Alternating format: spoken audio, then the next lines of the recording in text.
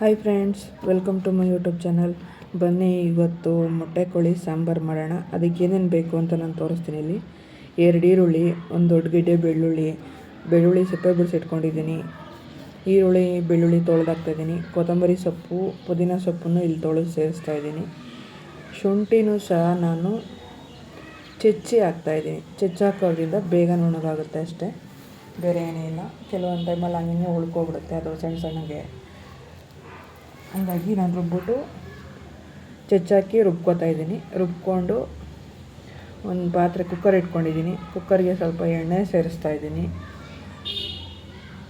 ಎಣ್ಣೆ ಬಿಸಿ ಆದಮೇಲೆ ಈ ರುಬ್ಕೊಂಡಿರೋ ಪೇಸ್ಟನ್ನು ಸೇರಿಸ್ತಾ ಇದ್ದೀನಿ.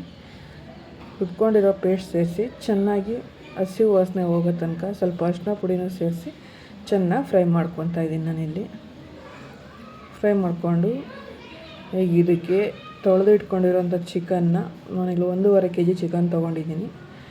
ಚಿಕನ್ ಹಾಕಿ ಚೆನ್ನಾಗಿ ಫ್ರೈ ಮಾಡ್ತಾಯಿದ್ದೀನಿ. ಚಿಕನ್ನಲ್ಲಿರೋ ಸ್ಮೆಲ್ಲೆಲ್ಲ ಹೋಗಬೇಕು. ಅಷ್ಟು ಚೆನ್ನಾಗಿ ಫ್ರೈ ಮಾಡಿಕೊಂಡ್ರೆ ಸಾಂಬಾರು ಟೇಸ್ಟಾಗಿರುತ್ತೆ. ನಾವೆಷ್ಟು ಚೆನ್ನಾಗಿ ಇದನ್ನು ಫ್ರೈ ಮಾಡ್ತೀವೋ ಅಷ್ಟು ಚೆನ್ನಾಗಿ ಸಾಂಬಾರಾಗುತ್ತೆ. ಇಲ್ಲಾಂದರೆ ಸ್ವಲ್ಪ ಸ್ಮೆಲ್ ಬರುತ್ತೆ, ತಿನ್ನೋದಕ್ಕಾಗೋದಿಲ್ಲ. ಈ ಟೈಮಲ್ಲಿ ನಾನು ಉಪ್ಪನ್ನು ಸೇರಿಸ್ತಾ ಇದ್ದೀನಿ. ಉಪ್ಪನ್ನು ಸೇರಿಸಿ, ಉಪ್ಪನ್ನು ಈಗಲೇ ಯಾಕಪ್ಪ ಸೇರಿಸ್ತಾ ಇರೋದು ಅಂದರೆ ಪೀಸಿಗೆಲ್ಲ ಚೆನ್ನಾಗಿ ಹಿಡಿಯುತ್ತೆ ಅಂತ ಉಪ್ಪು. ಚೆನ್ನಾಗಿ ಈಗ ಕುದಿಸ್ಕೋಬೇಕು. ಅದರಲ್ಲಿ ಸ್ವಲ್ಪ ಸ್ಮೆಲ್ಲೆಲ್ಲ ಹೋಗುತ್ತೆ. ಈ ಟೈಮಲ್ಲಿ ನಾವು ಖಾರದ ಪುಡಿ ಮತ್ತು ಧನಿಯಾ ಪುಡಿ ಸೇರಿಸಿ ಪೇಸ್ಟ್ ಮಾಡಿ ಹಾಕ್ತಾಯಿದ್ದೀನಿ ನಾನು. ಇದು ಕುಕ್ಕರಲ್ಲಿರೋ ನೀರು ಸ್ವಲ್ಪ ಕಮ್ಮಿ ಆಗುತ್ತೆ, ಅಂದರೆ ಚಿಕನ್ನಲ್ಲಿರೋ ನೀರೆಲ್ಲ ಬಿಟ್ಕೊಂಡು ಸ್ವಲ್ಪ ಬೆಂದಿರುತ್ತೆ. ಈ ಟೈಮಲ್ಲಿ ನಾವು ರುಬ್ಬಿಟ್ಕೊಂಡಿರೋ ಪೇಸ್ಟನ್ನು ಸೇರಿಸ್ತಾ ಇದ್ದೀನಿ. ಈಗ ಇದನ್ನು ಚೆನ್ನಾಗಿ ಮಿಕ್ಸ್ ಮಾಡ್ಕೊತಾ ಇದ್ದೀನಿ. ಚೆನ್ನಾಗಿ ಮಿಕ್ಸ್ ಮಾಡಿ ಬೇಯಿಸ್ಕೋಬೇಕು. ಚೆನ್ನಾಗಿ ಬೇಯಿಸ್ಕೊಂಡು ಅದಕ್ಕೆ ಮತ್ತೆ ಬೇರೆ ಮಸಾಲೆ ಹಾಕೋದಿದೆ. ಆ ಮಸಾಲೆಗಳು ಏನೇನು ಅಂತ ನೋಡೋಣ ಬನ್ನಿ. ಒಂದು ಅರ್ಧ ಉಪ್ಪು ಕಾಯಿ ತುರಿ ತೊಗೊಂಡಿದ್ದೀನಿ. 1.5 ಸ್ಪೂನ್ ಕಡಲೆ, ಅರ್ಧ ಸ್ಪೂನ್ ಗಸಗಸೆ, ಒಂದು 5 ಕಾಳು ಮೆಣಸು, 2 ಲವಂಗ, 2 ಪೀಸ್ ಚಕ್ಕೆ, 1 ಟೊಮೊಟೊ. ಇದನ್ನು ಈ ಟೈಮಲ್ಲಿ ನಾನು ರುಬ್ಕೊಂಡ್ಬಂದು ಹಾಕ್ತೀನಿ. ಕೆಲವರು ಇದನ್ನು ಚಿಕನ್ ಲಾಸ್ಟಲ್ಲಿ ಸೇರಿಸ್ತಾರೆ, ವಿಸಿಲೆಲ್ಲ ಓಡಿಸಾದ್ಮೇಲೆ. ನನಗೆ ಈ ಥರನೇ ಮಾಡೋಕ್ಕೆ ಬರೋದು. ನನಗೆ ಆ ಥರ ಯಾಕೋ ಇಷ್ಟ ಆಗೋಲ್ಲ. ಹಾಗಾಗಿ ಚೆನ್ನಾಗಿ ಮಿಕ್ಸ್ ಮಾಡಿಕೊಂಡು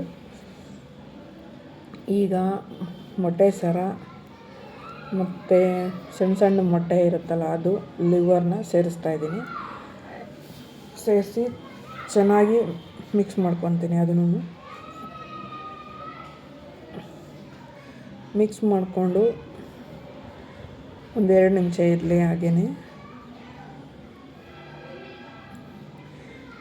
ಚೆನ್ನಾಗಿ ಮಿಕ್ಸ್ ಆದಮೇಲೆ ನಮಗೆ ಸಾಂಬಾರು ಎಷ್ಟು ಗಟ್ಟಿ ಬೇಕು ನೋಡಿಕೊಂಡು ಈಗ ನೀರನ್ನು ಸೇರಿಸಿದ್ದೀನಿ ನಾನು. ನನಗೆ ಸ್ವಲ್ಪ ಸಾಂಬಾರು ಗಟ್ಟಿ ಇರಬೇಕು, ತೆಳ್ಳಗಿದ್ರೆ ಏನು ಇಷ್ಟ ಆಗೋಲ್ಲ ನನಗೆ.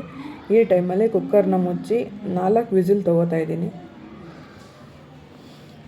4 ವಿಸಿಲ್ ಬಂದಮೇಲೆ ಅದು ತಣ್ಣಗಾದಮೇಲೆ ಓಪನ್ ಮಾಡಿ